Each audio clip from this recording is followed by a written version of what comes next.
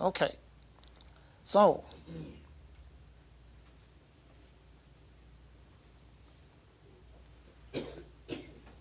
what do we do about trying to operate in this environment? Yeah, that's okay. I understand.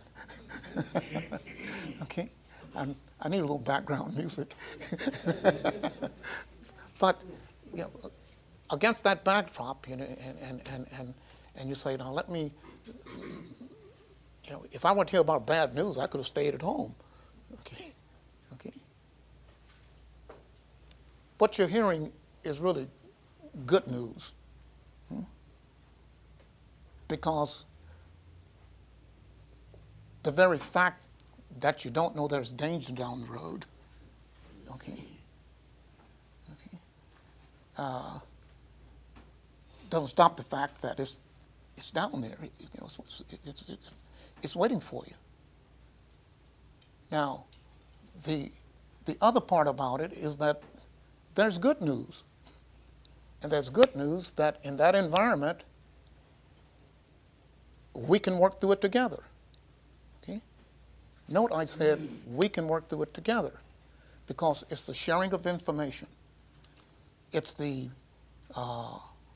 understanding the work environment, understanding the requirements of the customer. I preface this with the statement that obviously water is required to fill the bucket. That's money, okay? Something called cash flow. Okay? And many people had maybe heard the term but had no appreciation for cash flow. The problem is not cash flow. The problem is a lack of cash flow. All right? And most of us just don't have access to that money. Had you thought about the government model, it goes something like this. I just won a contract. Let's have a party. Celebrate, we just won a contract. At Tec-Masters, the first contract we won, the people were celebrating. I was back in the back room crying and praying. Okay? Because, you know, I recognize that the first thing is that we had to start personnel, and we deliberately held back to 2 weeks because you know that story. Hold back to 2 weeks because you don't really want to pay the people for that, if you will, because it helps your cash flow. Okay? That's what it does for you. That's 2 weeks of money that you don't have to really pay out. Okay? Then you work another 2 weeks, and you can invoice. I think they've improved that a little bit for small business. But it was a month before we could invoice. And then after you invoice, it was at least a month before you were paid. Okay? And oh, by the way, if you can get access to credit from a bank, from a lending institution, that's another bill because you have to pay interest on the money. Okay? But that's a typical model. So you start off, if you don't have money, you start off kind of in the hole. Okay? Share with you. Marvin, how did you make it? Obviously, I was a millionaire when I started. Wrong answer. Okay. What happened in my case, I had retired from the federal government and had a retirement check. Okay? So don't look at me as the one that went through this and I was so wonderful. Wrong answer. Same thing I'm telling you. I had a nest egg. Okay? I went 2 years without a paycheck, but I could afford it. Okay? Because I had that guaranteed income to satisfy the terms and conditions of the government model to do business. Okay? Even having that, you got to recognize that how do you go about really getting business, getting a contract? Okay? I think there may be three ways or three exceptions to the federal acquisition regulation as to how you can receive a contract non-competitively. Okay? Somebody give you one, if you will. And I know one is, the 8A program, I think you can get a contract set aside. Only one source. One source. Okay, that's kind of interesting because during my watch, it wasn't that way. This has evolved to the point where you are now. At one point in this program, the 8A program, if you could identify a customer and that customer wanted to provide you an 8A contract, you could have as many as the good customers you could find. Okay? And it reached the point where there were a few 8A companies that had 5 and 6 8A contracts. The system saw that and said, that isn't right. So it changed to where you are now. So it has been an evolving process. Okay? So that's one way you can get it set aside. I think the Federal Acquisition Regulation states that if there's a national emergency, the government can do what it would like to do to satisfy that national emergency. And I think there's a third that talks about if there's inadequate documentation, the three exceptions to the FAR, which is, I think allows, okay, emergency, yes, urgency, okay. So, but those are the exceptions. But otherwise, you got to compete for it. Okay, you got to compete for it. And we're all looking for the holy grail that say that through that process, I know that I'm going to be successful in winning. Okay? And to your surprise, you haven't broken the code. Okay? And oh, by the way, neither have I. So I don't want you to feel that Tec-Masters, we've come up with something that is magical as far as the guaranteeing anything. What we talk about is attempting to increase the probability that you will be successful in submitting, I didn't say winning now, okay, submitting a proposal that is suitable for evaluation.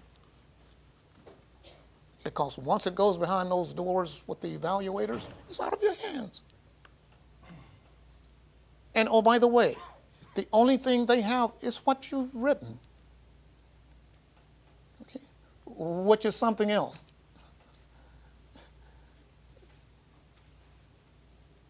Techies are lousy writing.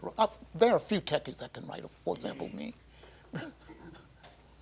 But techies are lousy writers.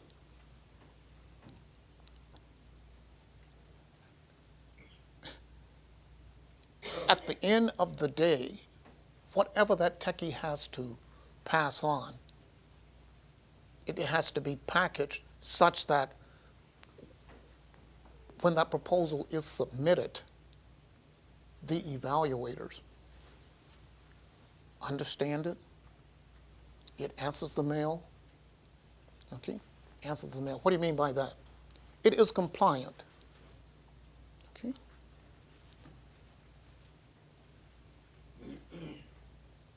The government is an organization that requires compliance. If you don't comply, forget it. You don't even get a chance to get in the door. So, it takes me in another direction. How much time do we spend making sure that what we are putting together in a proposal is compliant. That's the front end part.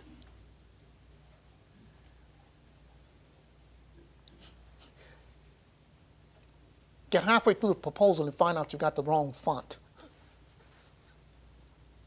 Okay? Ready? I'll get halfway through the proposal and find out that you haven't satisfied, or you can't satisfy the page count.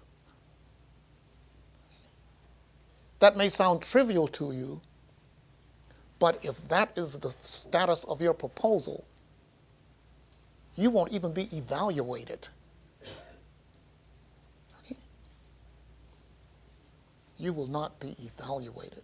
So the first thing you're talking about is learning how to be compliant. Okay?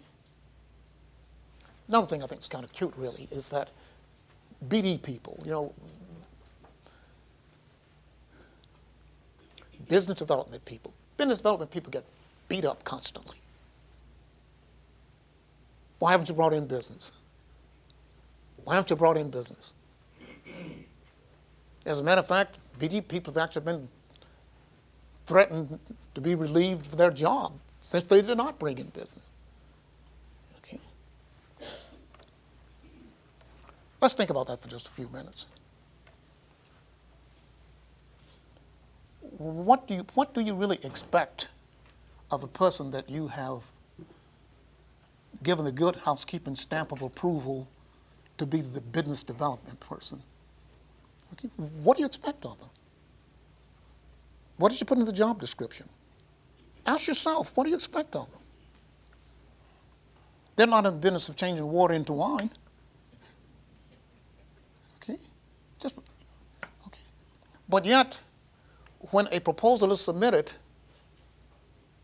and you're not successful, you want to beat up on the business development person. Okay? Think about it. Take a few minutes. Think about the process.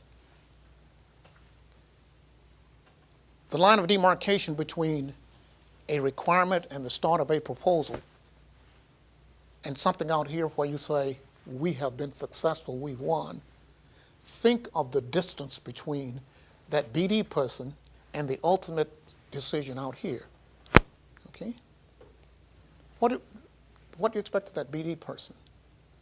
Well, I'd like for them to get some G2, is that the G2 or G3, one of the Gs, if you will. Get some information about the requirement. Talk to the customer, okay? Find out what the hot buttons, if you will, such that in our proposal we will reflect the wishes of the customer. What should the theme be? Do all that stuff, up front, if you will. Now, when the BD person brings that information to the table and you assemble that,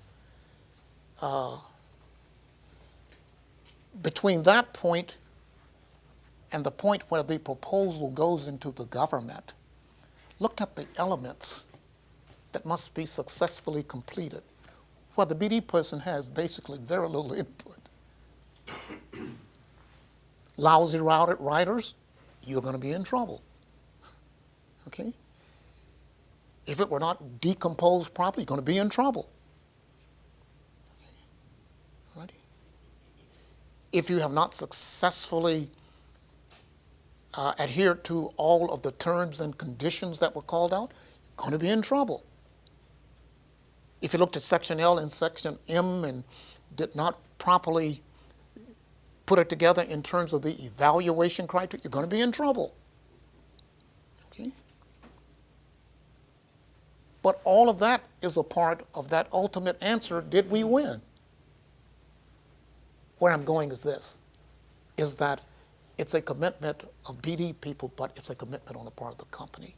All the elements get involved in the ultimate win or lose scenario.